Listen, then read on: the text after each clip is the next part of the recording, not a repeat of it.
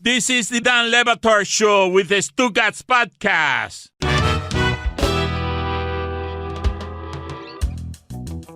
Elizabeth Williamson writes for the New York Times, and I wanted to get some expertise here on this Alex Jones case. Many of you perhaps noticed the viral video last week from a courtroom that, Elizabeth, I thought that I was misinterpreting something, and thank you for joining us. The idea that all of that could play out in a courtroom and that Alex Jones's attorney could accidentally send over information to the other attorney that shows that Alex Jones perjured himself is a thing that I had never seen in any kind of trial, never mind a celebrity trial. So thank you for joining us, and tell me what happened there, first of all. Sure. So what happened there was they were sending over materials. So the lawyer for Alex Jones, a guy named Andino Reynal, representing him, for somehow someone in his office sent over an enormous document dump, like several hundred gigabytes worth of material, over to the lawyers for the Sandy Hook families in Texas.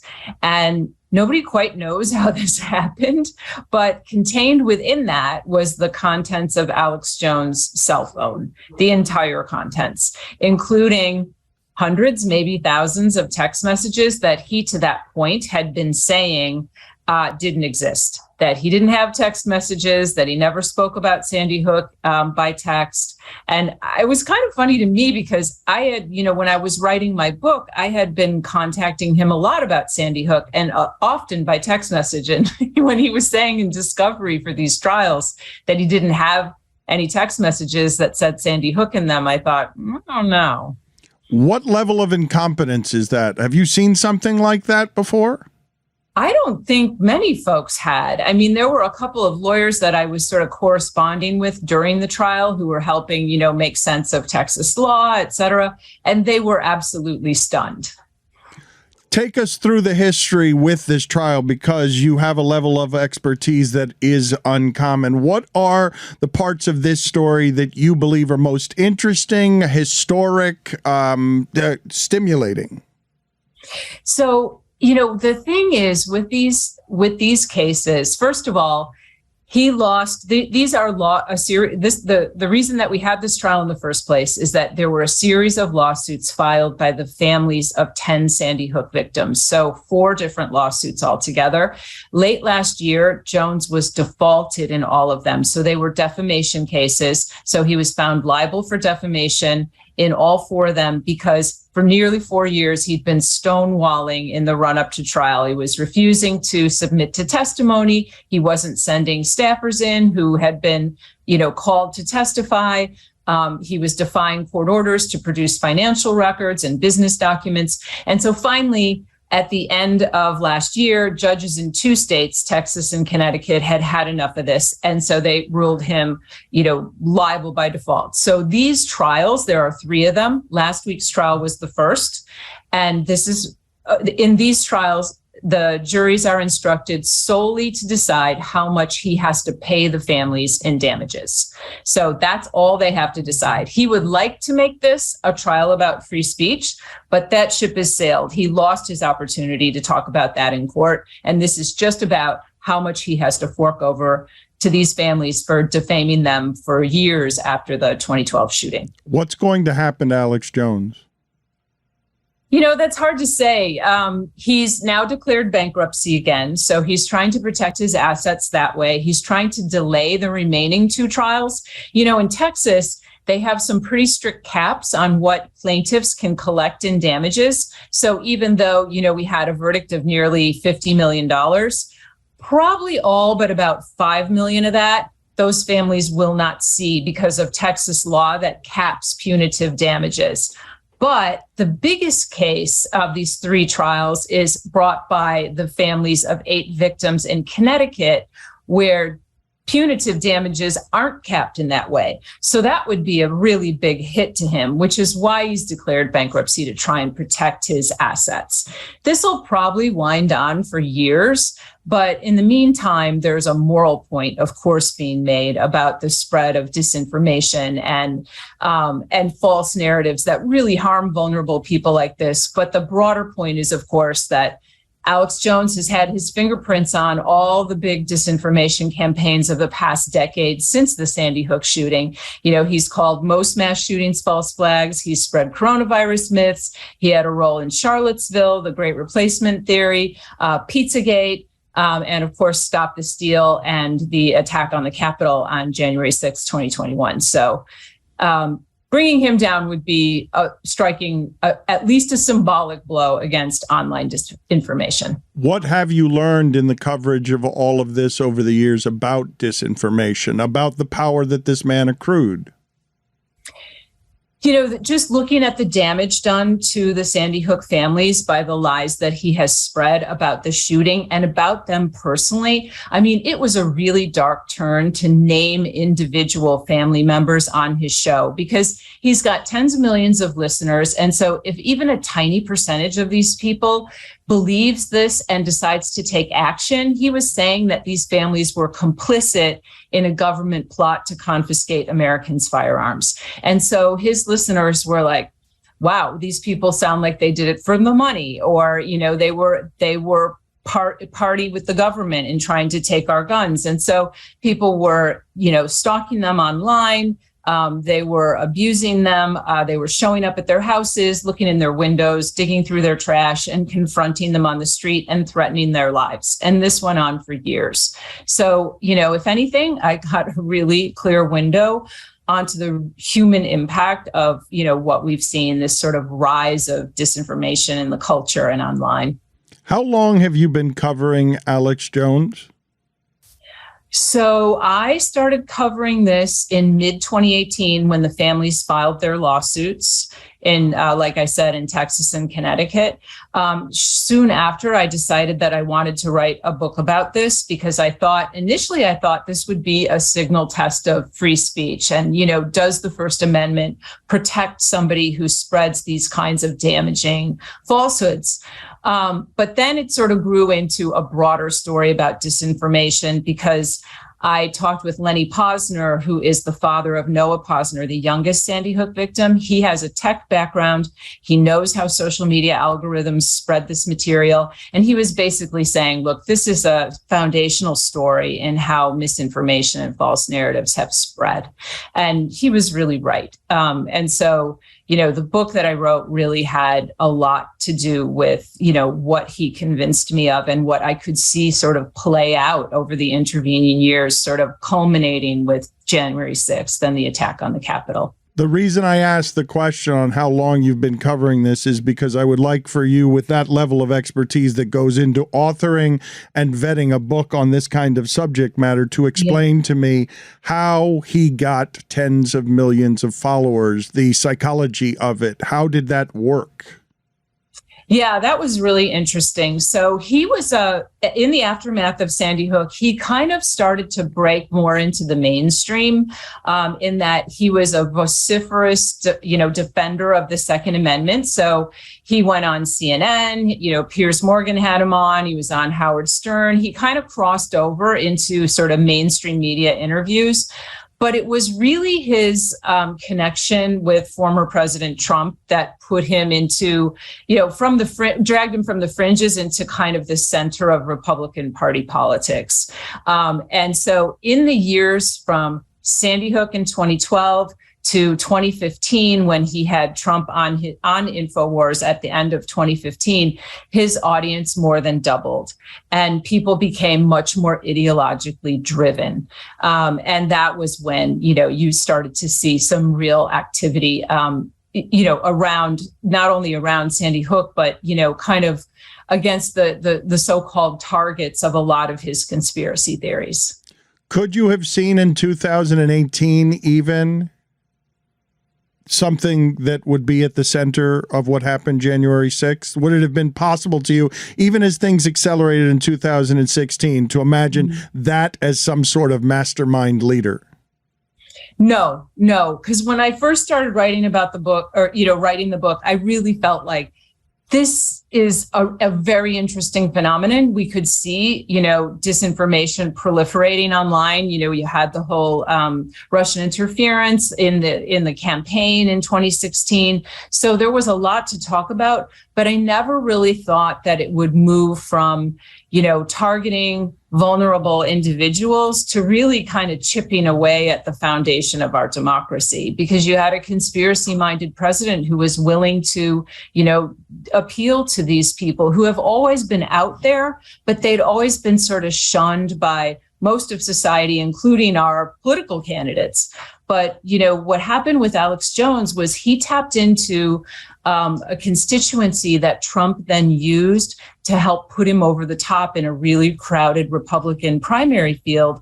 He was willing to speak to those people's paranoia and fears with sort of nativist language. And, he fueled their kind of paranoia and made it feel like, this was a guy who speaks for us and speaks to us. And that was important. Have you seen the fear on Alex Jones? You mean from last week? I definitely saw it last week.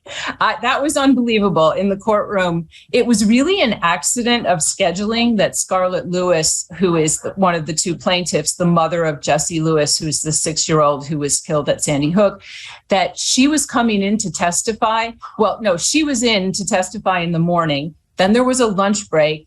And because she hadn't finished, she was going to testify some more in the afternoon. What he was banking on was that he'd blow off the trial until after lunch. He would turn up in time for his testimony, and he would never have to sort of face off with the parents. He was a no-show for a big chunk of this trial. And when he showed up and she hadn't finished testifying, for the remaining 90 minutes of her testimony, she directed all her comments directly at him. It was like, Alex, I want you to pay attention to me. He was squirming. He was trying not to look at her. He was sweating. He was fidgeting in his seat. And she just kept fixing him in her gaze, and she would not let him look away. And she was just like, why? Why did you do this? I don't understand. This isn't true. Is this for money? And of course, that is the answer. So I have never seen him like that. But I have to say, as bad as that was for him, the revelation of those text messages that he didn't know anyone had, that was even worse. He was literally sweating through his shirt. Well, that scene, beyond flabbergasting, people who might not have been paying attention to that trial, who just like courtroom drama, you might not even know who Alex Jones is or care about anything. That scene somehow arrives in a place that spreads to cause him a shame that was unfathomable, and his attorney as well. Like, I don't know how the two of them didn't just sink into the earth, because now you're perjuring yourself on top of everything else in a way that's easily proven. Yeah, and just the day before. So, there was another moment where the lawyers for the family produced clips of his show from the day before where he was maligning the judge and the jury. He was calling the jury stupid. He was saying they were extremely blue-collar people who'd been handpicked by his political enemies because they needed people who were too dumb to assess the charges against him. It was just unbelievable. And to play that in the courtroom while he sat there was, that was just incredible. And for him, he's used to sort of dominating the space where he is, right? His show, he's on blast and no one else gets a word in edgewise. And so to have him sit there and be sort of confronted with facts, this is a guy who's not accustomed to facts, and being in a courtroom like that, it was something unreal. The psychology of Alex Jones, is it as simple as money? The whole thing, is it as simple as money? I think that probably oversimplifies it a bit. You know, he is a conspiracy-minded person. He started out, you know, in Austin in the late 90s. He was sort of a feature of the funky culture in Austin. He was part of, you know, what makes Austin, you know, kind of welcome its weirdos. And he was more innocuous then, you know. I mean, saying the moon landing was faked or something like that is a far cry from what he was doing in the case of Sandy Hook. But he did get darker and darker. And he has always had ties to sort of like, you know, Western extremists. Stuart Rhodes is an old friend of his, the founder of the Oath Keepers, who was, you know, so heavily involved in January 6th. He went out to Waco and he rebuilt the Branch Davidian Church after the FBI siege there. So he's always kind of tapped into that stream of extremism, but he was never, you know, as malevolent a force as he began to be, especially with Sandy Hook, where you're naming grieving parents and saying they're liars. Elizabeth, thank you for being on with us. Thank you for all the work you've done on this story. Thank you. I appreciate it. Stugotz here for my friends over at Simply Safe. Around here, we talk a lot about the importance of good defense on the field or court. But what about defending your own home turf? Pretty important, huh? We believe home should be the safest place on earth for every family, which is why I use and recommend Simply Safe Home Security. Simply Safe is advanced whole home security that puts you, your home, and your family's safety first. Here's why I love it. Easy to install. If I can do it, anyone can do it. And I love to be able to keep an eye on my driveway to see what packages are coming up, keep an eye, see when the kids get home, when I'm away. I love Simply Safe. It is amazing. Simply Safe offers comprehensive protection, not only against intruders and burglary, but against expensive home hazards from flooding to fires with 24/7 professional monitoring. Simply Safe's agents take action the moment a threat is detected. You can customize the perfect system for your home in just a few minutes at simplysafe.com/DLB. Go today and claim a free indoor security camera plus 20% off with interactive monitoring. Again, that's simplysafe.com/DLB. Dan Le Batard. Do me a favor, Chris. Look up Gerald McCoy's IMDb and let's see how many stats Stugotz gets right about what Gerald McCoy is. IMDb, yeah. He was in movies? All right, I'm going to check it out. Check out Gerald McCoy's IMDb. His Pro Football Focus grade. Stugotz. Okay, so I'm on Gerald McCoy's IMDb. There was an acting credit in which he played Gerald McCoy in The League, which was a popular show on FX. Then he played himself on The Dan Patrick Show in episode 12.4, 2018, and also something called The Game Day Commute. He played himself. Archive footage, he was featured once on Rome is Burning. I mean, look at that. This is the Dan Le Batard Show with the Stugotz. We're presented by DraftKings Sportsbook, an official sports betting partner of the NFL. Download the DraftKings Sportsbook app today and use code Dan for a special offer when you sign up. That's code Dan, only at DraftKings Sportsbook. Jalen Rose is trying to take away our ability to say that things are the Mount Rushmore of something. He's saying that those presidents and those faces on that mountain shouldn't be allowed to be the symbols for greatness. And while he's not wrong, he's so wrong. You will not take this away from me, Jalen Rose. What mountain will we use? It's very hard to do after that. Where if we move off of Mount Rushmore for Mount Olympus, I need 4 though. You know how we argue about these things. We just chased down Mike James in Europe because he said Steph Curry's not top 5. We can only do this in 4s or 5. The mountain can't have one face on it. It's got to have 4 faces on it. And how many other mountains are there with 4 faces? The Mount Rushmore is not the designation we need to be worried about, though. There has been a proliferation of the use of the word GOAT, and it has simply gone too far. The number of times that you see a highlight of somebody on social media, GOATed, GOAT this, GOAT that. They can't all be goats. They can't, That's right. the phrase is greatest of all time. That's right. Not everything that you see. I see the word goat on a daily. I should see the word goat once a year, once a month. Right. If we're being liberal with the worst, It should be special. It should be special. absolutely. Should be Michael Jordan. No, Diana Taurasi, Lewis Hamilton. Brady. Goats. Too many though. How many? Maybe one of each sport. Yeah. Right. That makes for too many goats. Well, I saw Sue Bird goat stuff over the weekend. Yeah, she's in the GOAT conversation. totally In the fair shout. conversation. Wait, Yeah. Totally but fair it's not shout. goats. It's goat. She's in the GOAT conversation. Still too many goats. I think though. people would choose Tarazi over Sue Bird still, but it is definitely Sue Bird's. But he's not just doing it with sports; he's doing it all over the place. It's a proliferation. It's been a goat outbreak. It's not good. It's too many. It's prisoner of the moment What's stuff. wrong with a lot of goats? Do you have goats outside of sports? Like, what do we use outside of Oh sports? yeah, anytime I see like a live performance that Lizzo does, a goat. Great, it's like Lizzo. I'm sorry, Lizzo's fantastic. She can't be the goat. She can't be the Lizzo, you goat. can't be the It's too goat. much. We've gone too far with Lizzo. I'm it's with too far. Winningham on this. We have gone too far We've gone too far. It needs I to feel be. like Lizzo's in the GOAT conversation though, Whitty. Goat of what? Who's Of Lizzo? performers of the last 5 years, perhaps. But of all time, we're saying that of all musicians in the history of musicians, that Lizzo is one of the greatest Well, of all time. Hold on, because if we're saying there's different GOATs for each sport, then there's different GOATs for each musical category. So What's I think her- she'd be the GOAT. But What's he's her saying there are musical too many goats. Category. What's her musical category? Do you not listen to Lizzo? I do listen to Lizzo, but I would classify it in a category that I would put other goats ahead of her. I didn't say she was the GOAT. I said she's in the GOAT. You think she's in the goat conversation? What has she conversation. had? 3 album cycles? At the moment, I feel like she's extremely popular and she's had Such hits. prisoner of the She's moment. a she's had trendsetter and hits. pioneer. She's no Anita Baker. There you go. The problem is that Jessica.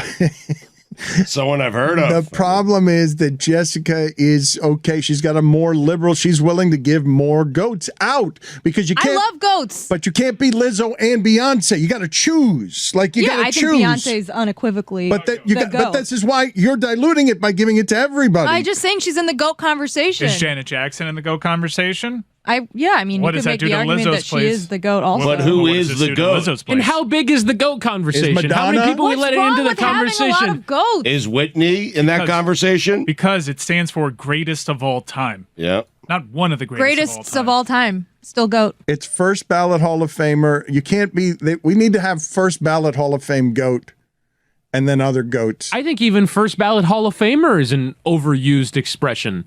We say that all the time. Not everyone deserves to get in on the first ballot. But this is actually escalated. You know what? I take back. I rescind what I just said. First ballot Hall of Famer is well beneath GOAT. The goat's the greatest, Dan. That is correct. But Right, there can't be yes. too many goats. If it's the greatest, you There's can't. many first ballot Hall of Famers. You're only allowed one per category. So in basketball, we know who it is, right? LeBron. Stop it. Football, we know who it is. Yep. Yep. But I guarantee if Aaron Rodgers throws 170-yard pass this fall, there's going to be a flurry of GOAT tweets in my timeline. But then You're right. Randy Moss can't be a GOAT, right? He's not Jerry, the GOAT. Jerry Rice different can't. position though, Dan. Jerry Hold on. Rice. He's Yeah, the goat now of we're wide doing receiver. Right, Jerry categories. Rice. Right, Right, Yeah, but there's, positions, but yeah, there's no hold on. conversation to be had. It's Jerry Rice. Yeah. Move on. Yeah. Okay, We but could also have a GOAT of the 2000s, GOAT of the 2020s. Ooh, I like No. that. Yeah, that's No. fun. I like You can have that. goats All everywhere. time. decade The last goats. two words Yeah. are all time. You guys are Yeah. perpetuating this goat culture. Greatest. too many goats. Goad with a D at the end. Greatest of all decades. We have to narrow this down. We know hockey. I mean, And this is why Jalen Rose can't take away the 4 from me. It's hard enough to make it 1. It's hard enough. I need more room. well, he's saying you can't use the term mount. You can't use the mountain. That's what he's saying. As a symbol for excellence. Well, now we have the Mount Gregmore too, right? Isn't that 5? Yeah. Mount Gregmore Gregmore is is fine. 5. we don't have There's a Mount- lane for Mount Gregmore now. Yeah, there is. Yeah, Gregmore. yeah. He's so excited. So, Think he knows? I mean, Would Jalen Rose put forward 4 new presidents that we should create a new Mount Rushmore with, or is he just objecting to the ones that currently are there? I feel like none of them are very good. Wow, we can't get to 4 presidents? Maybe like 2 Could or we? 3. Could we But then right there's now? the issue of Mount Rushmore being on like indigenous land, and it's just like a whole trash thing to begin with. Another point for Mount Gregmore. yeah. It's safe. Yeah. Where is Mount Gregmore? It's wherever you want it to be. I want In his garage. I want you guys to explore with me a story that I've been waiting to make an appearance, and finally, Mike, it is here. For some reason, over the last few weeks, reasons that are not explainable to me or anyone else, Jack Palance, the late Jack Palance, has sort of been haunting this show. And for years now, Mike Ryan has delighted in telling people arbitrarily, very little link to anything. Hey, did you know that Jack Palance played Castro one time in a movie? Goat. Castro? Palance. Okay. Careful. Ill-timed. Yeah. Thanks for clarifying. Yeah. Yes. There's sometimes that you don't. Out of your mouth. Why don't you just listen to the show instead of Palance is a goat. instead man. of lining up Can I show you what the workflow was? your line? Well, no. We need to go back for a second and show Let everybody. Mike show you. Let us show you what ended up with Stugotz on a wildly popular show in Miami, deciding that his timing would be perfect on calling Castro the GOAT, as Mike tried to wave him off it because he knew where we were headed, and his timing was slow from Hall of Fame weekend. Stugotz, you have just told the people of Miami that you think Fidel Castro is the GOAT. Would you like to clean that up any? I would. Jack Palance is the goat of actors for me. That's supporting actors, really. Specialty roles, if you know what I'm saying. So Yes. thank you. Yes. Right. Thank for you clarifying. for correcting Categories. that. Thank you for Yeah. allowing me to. The I goat appreciate it. specialty role. Lots of categories in the Me. GOAT conversation. Sam Elliott also in that conversation. I mean, yes. Jack Palance has been haunting the show here for a few weeks, and now we have our story to link up with the Scarface story that we love to tell, which is that none of the people in Scarface were Latino. It was all Al Israel and F. Murray Abraham and It was all Jewish people. and Logia. It's not. And so now John Leguizamo. It was not Frank Lopez. I gave you Elvira. His name was not Frank Lopez. It was Logia. And Scarface was just riddled. Al Pacino's offensive accent is the eternal role for Pacino. Wildly offensive, but we're good with it. Like we're allowing it. With Scarface was great. We're not going to chase you down. But Leguizamo, who's saying Leguizamo. Leguizamo. Some would say. Fine. I've got a funny Leguizamo story. He's doing some sort of cooking show in Miami, and his people reached out because if they're cooking, you reach out to me. And I was going to go over there, and they're like, it'll take 5 or 6 hours. And I'm like, sure, no problem. He should come by the studio for an hour. And they said, well, he's very busy. Oh. Funny how that works. And so I'm like, okay, you could go ahead and I won't be on your cooking show. Like 5 to 6 hours. You need 5 or 6 of my hours, but 50 minutes of yours is too hard. But Leguizamo's mad because the role of Castro has now gone to James Franco. And Leguizamo wanted that role. Yeah. Well, also, James Franco was kind of canceled, so it was surprising to see him get a role of any sort, let alone one that... That's not the part that famously Leguizamo is objecting to. He's objecting to, he's not Latin. Yeah, there is that with James Franco. However, he does look like Fidel Castro. This taps into like the Scarlett Johansson debate. Like, we understand that you should look for, like, if you have a role that calls for someone in a wheelchair, why go after the top of the line marquee actors that aren't wheelchair bound? Why don't you actually audition some wheelchair actors and give them a chance because they can play these roles? But there's also the question, but that's not, like, this is part of the art of acting, me being able to portray this convincingly in some of the greatest acting roles of all time, some of the roles that have been showered with prizes and critical acclaim, was somebody going well beyond their means to portray this. So at what point does it stop being acting? Well, I think the argument is because those people have historically never been given roles in Hollywood. So the preference would be to have casting be inclusive of people who are. I'm not coming out against inclusive acting. I'm also like just saying that there are people out there that tell, like, okay, but this is also me giving a performance. This is me tapping into some form of acting. It's not necessarily insulting to some folks. I say if a white person wants Fidel Castro, they can have it. Yeah. I'm good with it. Yeah. I'm good. It doesn't have to go to a Cuban. It's Luis Guzman, it's Leguizamo, and it's George Lopez. We are underrepresented in Hollywood. That's how Scarface happened. Yeah.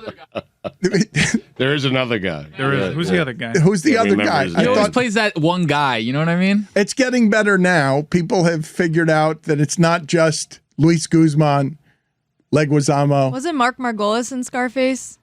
The guy from Breaking Bad? Yeah. Yes, he was. Are you talking about Danny Trejo? Yes, but no. It's a bit of a But typecast. are you role. bothered by the James Franco casting of Fidel Castro? Well, if I'm not bothered by Scarface, do you think that these things are going to bother me? Because You can't be bothered. Because Scarface was pretty egregious here, and in the portrayal of Latin people, and I was like, okay, yeah. Pacino wants to do it. All right. I mean, do we have to hire the best person? This is so weird. Like arguing for. It should be the best person. Who should? Yeah, but who's most like Castro is just like a weird thing for me to ask myself. I simply really don't- wish that this was with a different historical figure. I don't think that we spent nearly enough time on the mechanics of a hungover Stugotz, not even realizing he had just called Fidel Castro the GOAT. I don't think we can spend enough time there. When you ask, can someone act the role as well as someone who is in the role? That could not have been acted better. Where because he got in with a flurry because he wanted to say We're the GOAT. talking goats. The GOAT so bad, he wanted to identify someone as the GOAT. And really, in this market, in the city that we're presently sitting in the middle of, I don't know that you could have chosen a worse time to say that in the history of this show. It's what I do. How is that possible? He didn't even hear the Fidel Castro. The GOAT got from wherever it was in the brain lobe. It was there, and then didn't process or It was coming out, Dan. or retain that Fidel Castro was coming out of my mouth next, or didn't absorb that Mike Ryan was waving him off I wish I had been looking at Mike. I mean, if someone ran into the street waving you off the way Mike Ryan was, you would immediately hit the brakes on your car and look all around thinking that there was an incoming missile or something that was about to land that you were to avoid. How did you blow the stop sign of Mike Ryan trying to get you to stop because he knew the story I was talking Hall about? of Fame weekend. How could you not hear the Fidel Castro part? Like, you had... the workflow was you had a good killer line that you should have just delivered on your own, but you ran it by me, which was fine. Right. And then as soon as like the time started stretching out a little bit and being invoked Fidel Castro, that's was unfortunate. That was a really wrong time.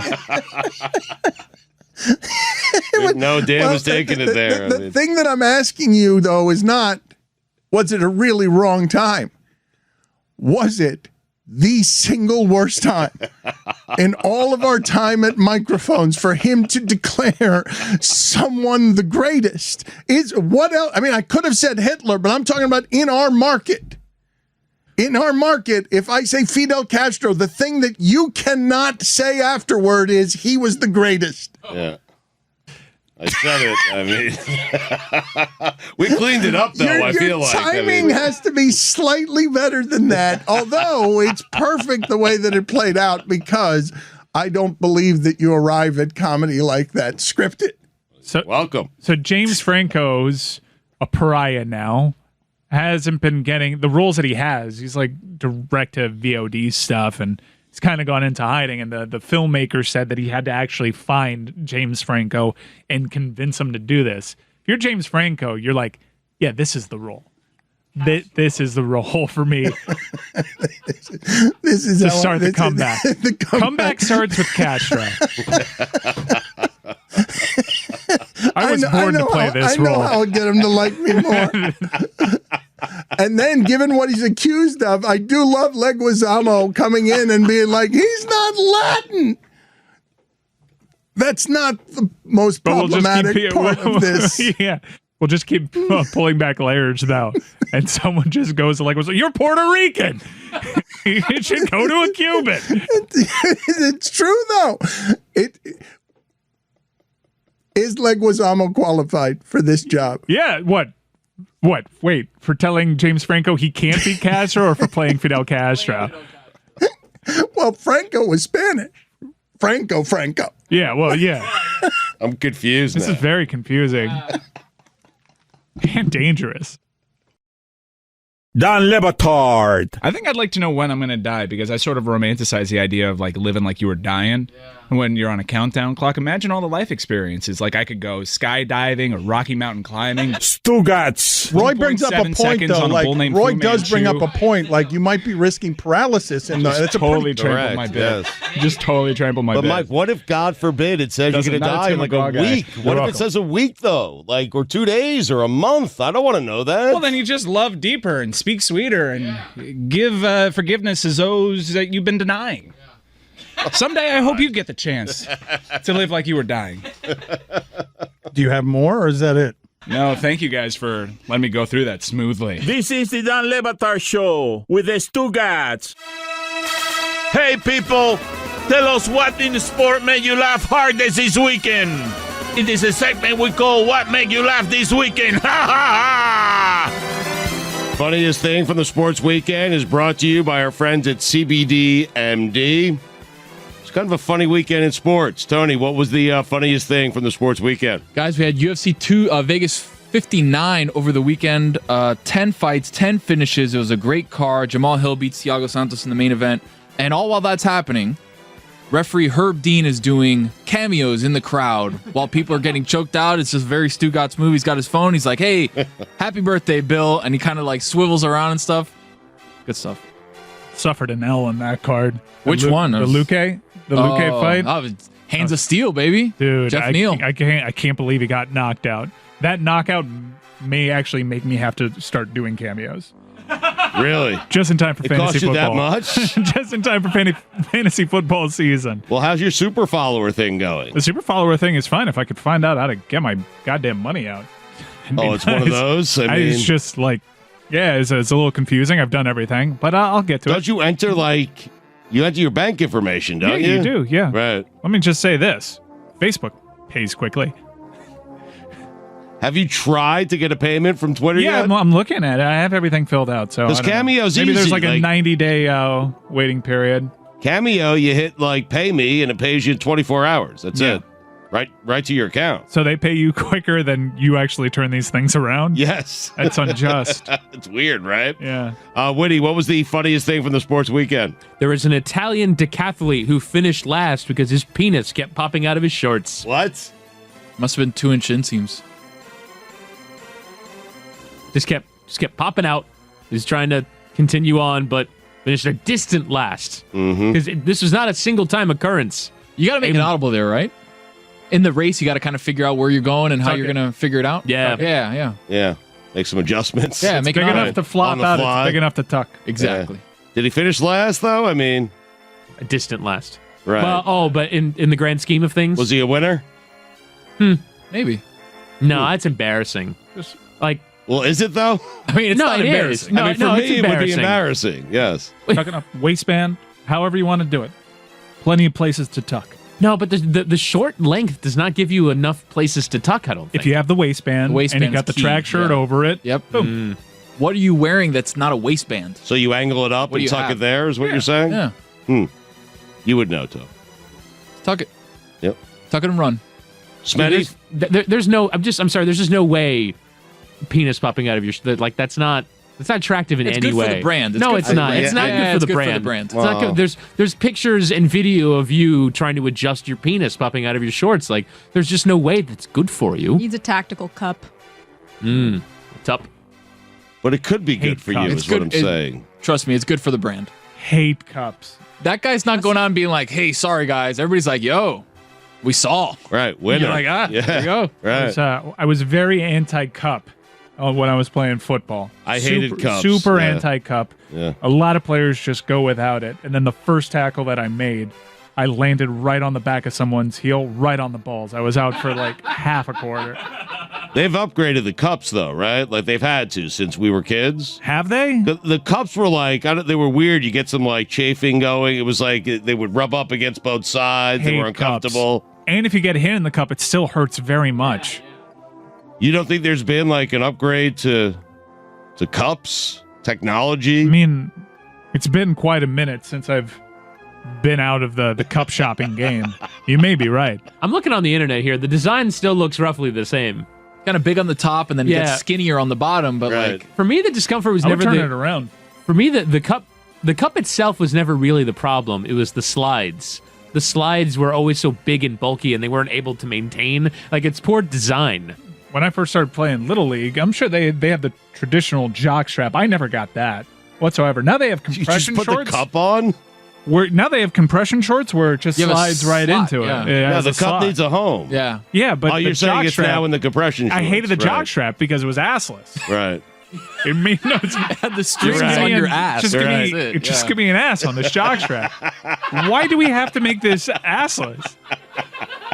Is this a budgetary concern? So you're saying compression shorts now have Yeah, slots for a all sorts slot of for a pads. cup. Yeah. But Woody is right. The old cups, it was one size, but you would get like a different size cup. It was always like jostling around inside. Back- It was Back when never I first a comfy fit. when I was playing football, you had to get waist pads and you Thigh had to like pads, knee tie pads. everything with belts and an Right. additional jock strap. Now you just have these compression shorts that have little slots for you to put in each individual pad. Way easier nowadays. All right.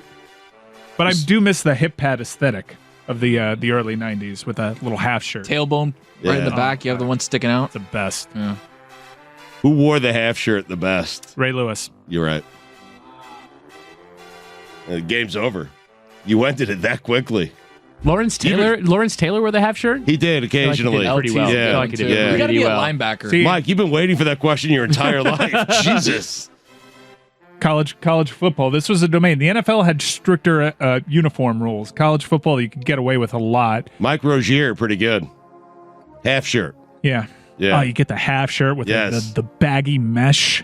Pads hanging out a little bit. Yeah. You look like a disaster by today's standards, but back then it had a vibe to it. It did.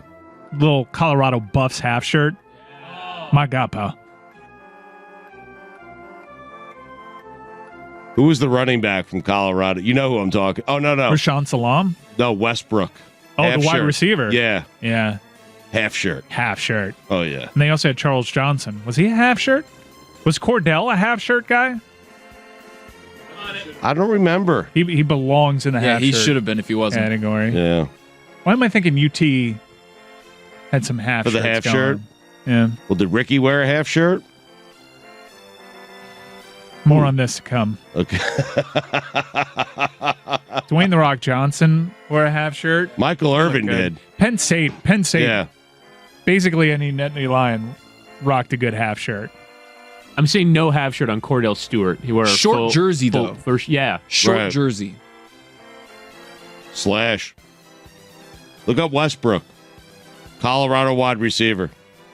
What was his first name? I have no idea. Okay. Michael? Westbrook. Just Michael? look it up. Yeah. Michael Westbrook. How about Calvin Johnson? He didn't go half shirt. I No, don't think. half shirts fell out of Megatron. favor. Nobody Yeah. wears half shirts anymore. Miami needs to do. You're telling me the half shirt is dead?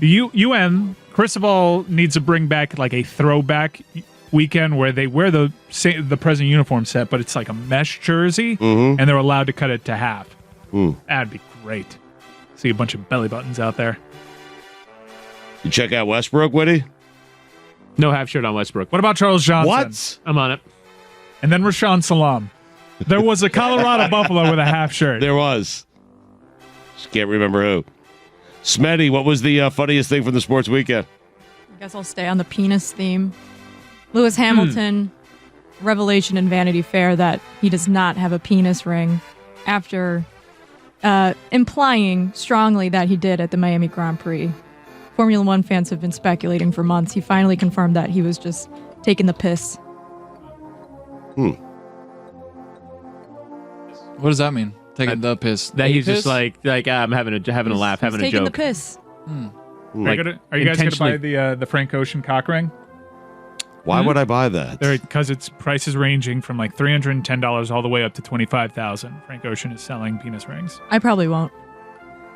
What's the 25K look like? Stand by.